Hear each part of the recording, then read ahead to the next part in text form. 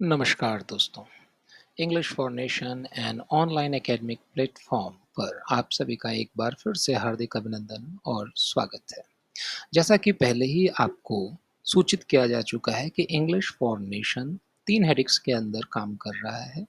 Language and grammar, competitive candidates और school students के लिए। लैंग्वेज लिटरेचर एंड थ्योरी, साहित्य के विद्यार्थियों के लिए।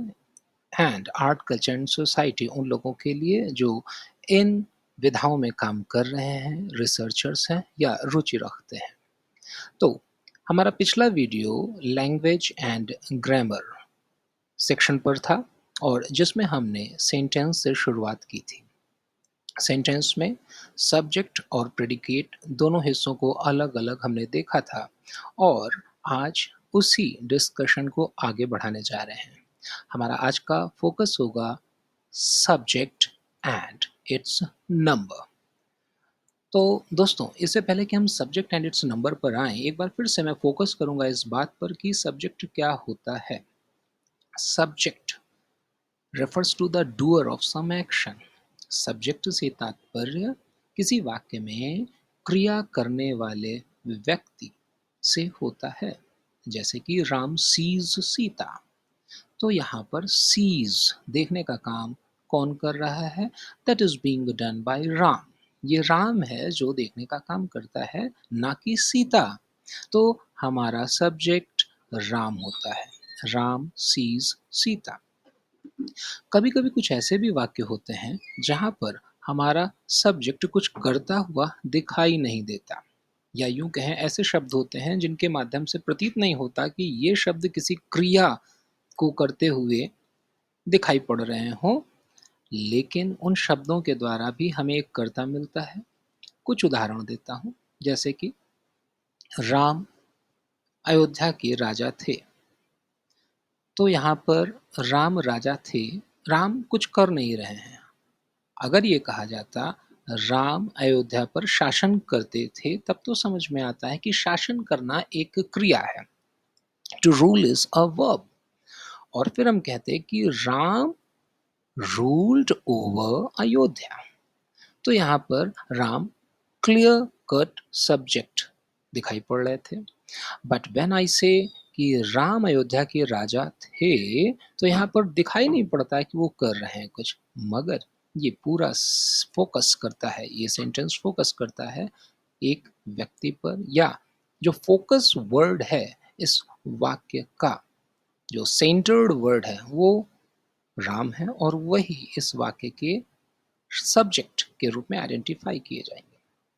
देखिए, कई तरह की क्रियाएं होती हैं। नंबर एक, ऐच्छिक, जैसे हम कह सकते हैं, जैसे कि मैं चलता हूँ, या हम अपने शरीर के किसी अंग को ऐच्छिक रूप से जैसे चाहे वैसे मूवमेंट दे सकते हैं जहाँ तक कि उसकी सीमा है। जैसे कि हाथ को ऊपर करना, पैर को चलाना, आंखें घुमाना। लेकिन जब दिल धड़कने और धड़काने की बात होती है तो you can not control that. आपका हृदय धड़कते हुए दिखाई बाहर से तो नहीं पड़ता है। Yes, it can be perceived by means of perceiving the nerves, heartbeat को सुन के भी, लेकिन वहां पर भी धड़कने की एक क्रिया होती है। ठीक है, उसी तरह से होना, राम राजा थे, होना भी एक क्रिया के रूप में लिया जाता है। होना को भी एक क्रिया के रूप में हम देखते हैं और कह सकते हैं कि हाँ, दो तरह से हम सब्जेक्ट को पहचान सकते हैं। एक तो डूअर ऑफ द एक्शन और दूसरा जो उस वाक्य का केंद्र बिंदु हो, जिसके इर्द गिर्द या जिसके बारे में सूचना दी गई हो। आइए अब हम आगे बढ़ते हैं सब्जेक्ट पर चर्चा के बाद। Subject and its number. Subject and its number, number से तात्पर्य वचन से होता है और ये दो तरीके के होते हैं। One is known as singular number and the other one is plural number. Singular number subject and plural number subject. Singular number subject से तात्पर्य होता है कि हमारा कर्ता, हमारा सब्जेक्ट एक है, अर्थात when we find a word denoting a single subject, then we say that the subject is of singular number।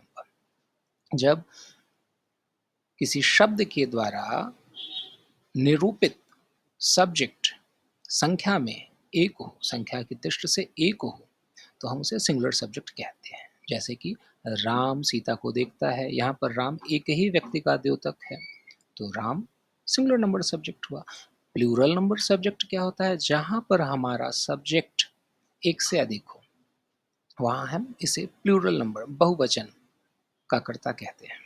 आइए इन चीज़ों को अलग अलग समझते हैं कुछ उदाहरणों के माध्यम। Subject and its number. I write a letter. I यहाँ पर एक व्यक्ति का द्योतक है, तो आई सिंगुलर नंबर सब्जेक्ट है। उसी तरह से ही विल सी यू, ही एक व्यक्ति को निरूपित करता है।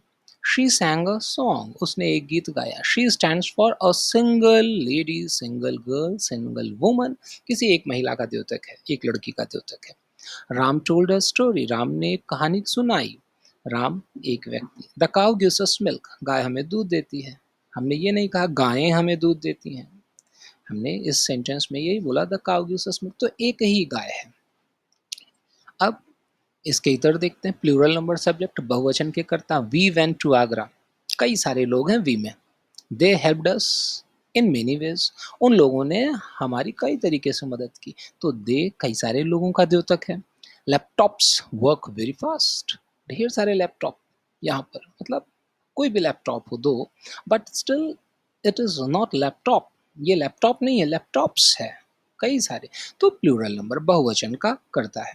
लायंस रोड लाउडली, शेर जोर से दहाड़ते हैं, तो लायंस एक शेर नहीं, अनेकों शेर हैं, सभी शेरों की बात की गई है।